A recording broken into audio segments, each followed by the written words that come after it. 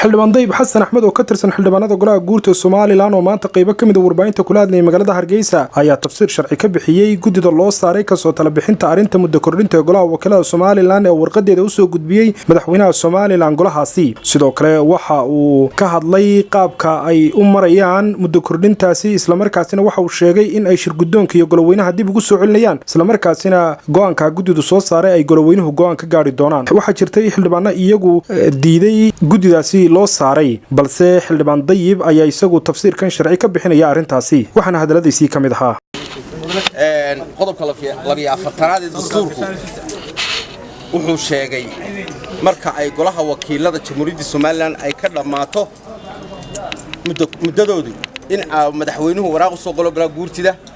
dabadeedna ay waajibaadkooda dastuuriga ka gutaan warqadii way timi shirgudoonka golaha guurtu waa speakerkii golaha si arinta looga soo baaraandego oo loo soo hubsado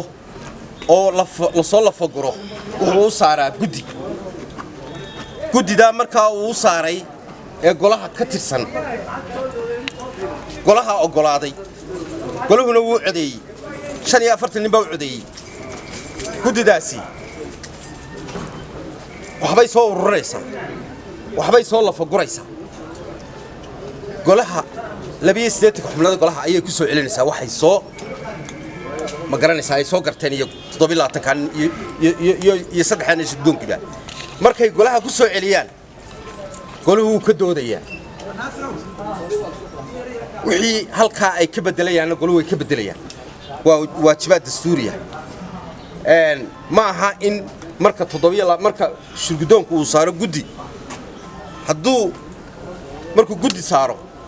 ee waliba loo codeeyo ma aha in xubno kamida goluhu ay gudida waxaan waxba ahayn ka soo saaraan marka waxa weeye sharci baa gudidan loo saaray wixii dalka u danana